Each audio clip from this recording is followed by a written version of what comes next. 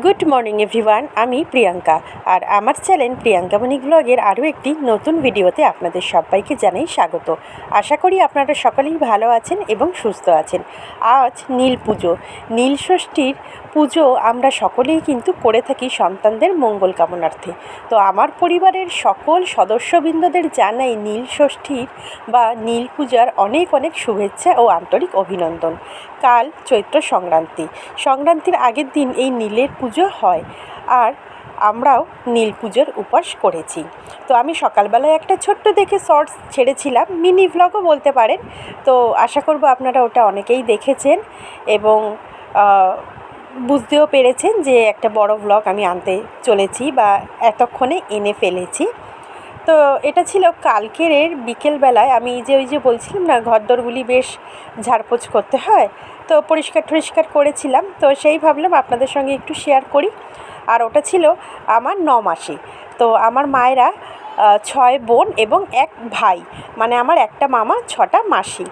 তো বিশাল বড় ফ্যামিলি, যাই হোক বুঝতেই পেরে গেছেন।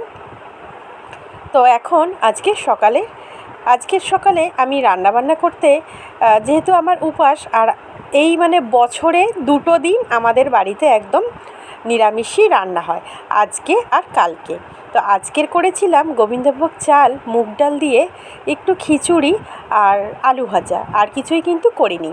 আর ওদিকে সকালবেলায় উঠে অনেক কিছু ধোয়া ঠোয়া করে নিয়ে স্নান টান সেরে আগে আমি রান্না বসিয়েছিলাম। তবে ঠাকুরের ওদিকেও কিছুটা কাজ সেরে তারপরেই রান্নাটা বসিয়েছি, কেননা আপনাদের দাদাভাই অফিস যাবে সেই কারণে।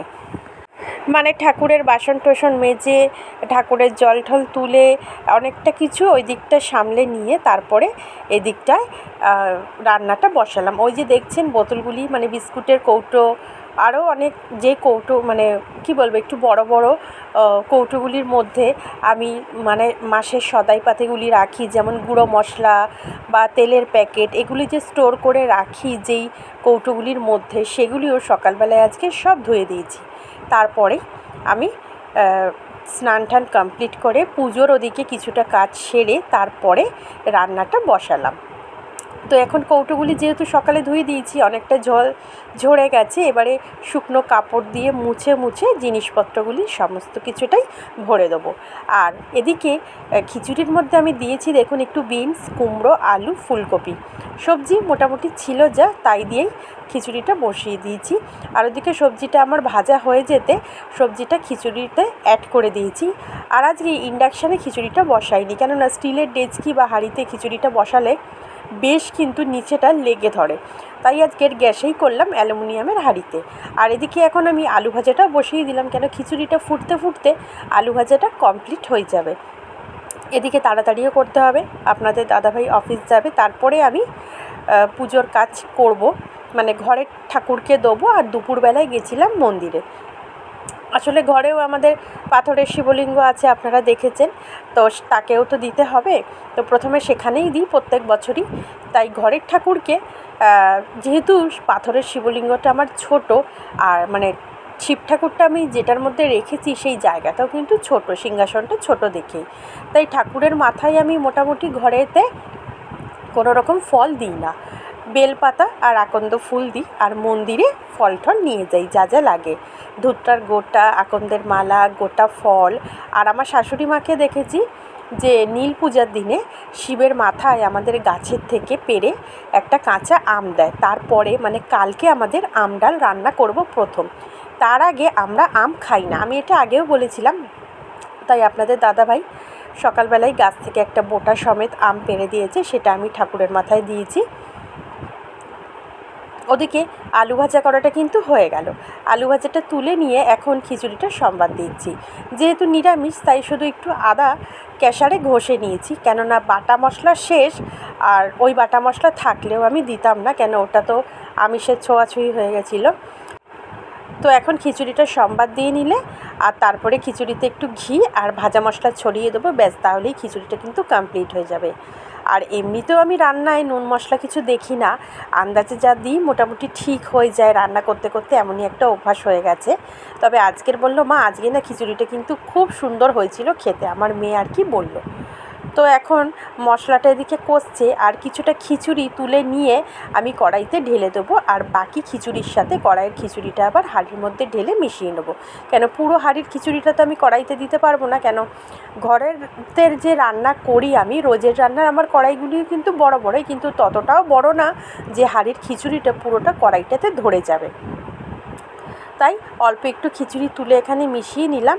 এবার পুরো খিচুড়িটা হাঁড়ির সাথে মিশিয়ে নেবো, আর একটু ফুটে গেলেই ঘি আর ভাজা মশলা ছড়িয়ে নামিয়ে ফেলবো।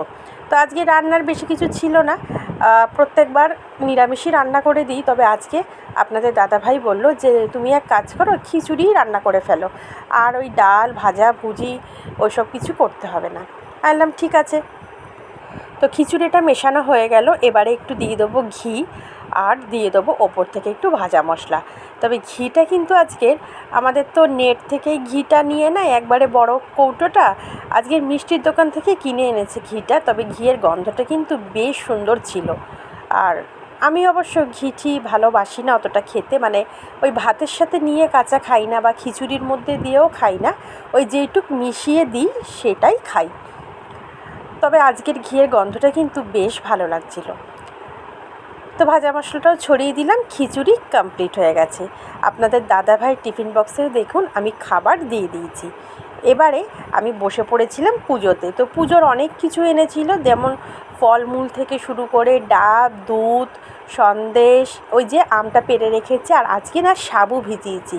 কেন আমি অনেক বছর হলো সাবু খাই না। এক বছর সাবু খেয়ে রাত 3টের থেকে অঢালে বমি করেছিলাম, অ্যাসিডিটি হয়ে যেতে।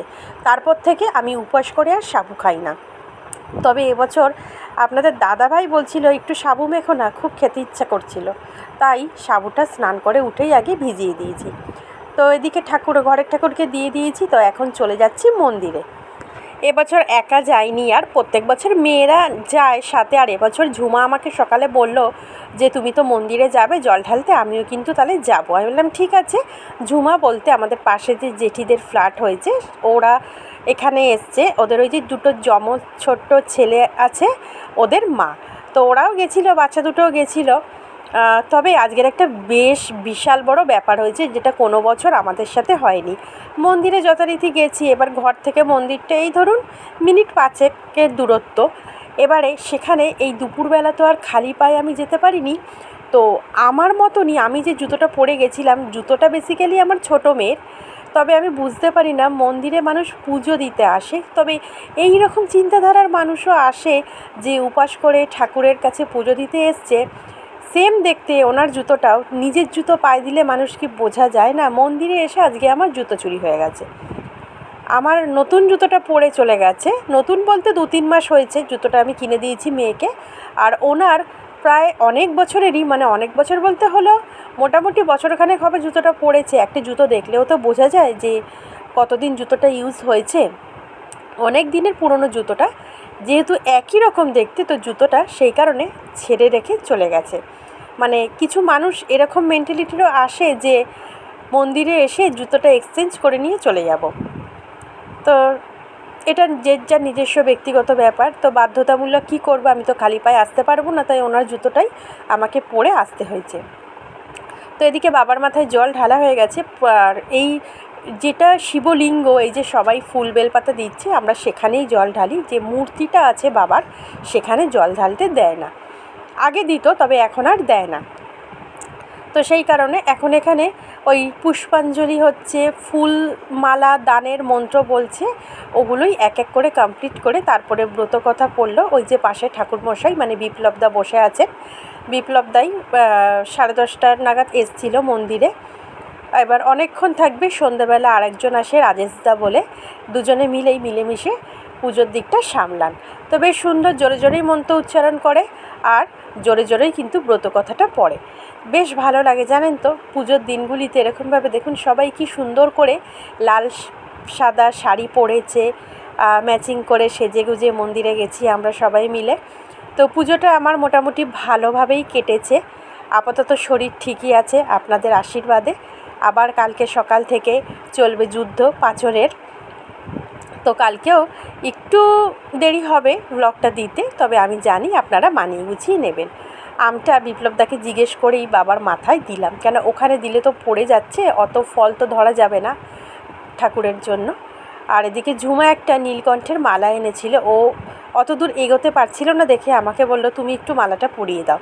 তাই আমি আমার মালাটাও পরিয়ে দিলাম। আমি আকন্দের মালা নিয়ে যাই প্রত্যেক বছর, আর ঝুমার মালাটাও বাবার গলায় পরিয়ে দিলাম। আর ওদিকে যে আমি জলটা ঢালি বাবার মাথায়, সেটা বানাই আমি দুধ, ডাব, ঘি, মধু, গঙ্গা জল। অনেকে সিদ্ধি, কলকে এসব দেয়, তবে আমার মাকেও দেখতাম এই দিত। আমার শাশুড়ি মাও এই 5টা জিনিস দিয়েই জল বানাতো, আমিও এই 5টা জিনিস দিয়েই জল বানাই। আজকের মতন ভিডিওটা এখানেই রাখলাম, আশা করব ভালো লাগবে। ভালো লাগলে অবশ্যই চ্যানেলটা সাবস্ক্রাইব করে পাশে থাকবেন, আর লাইক, শেয়ার, কমেন্ট করতে কিন্তু একদম ভুলবেন না। ভিডিওটা দেখার জন্য thank you so much. Tata.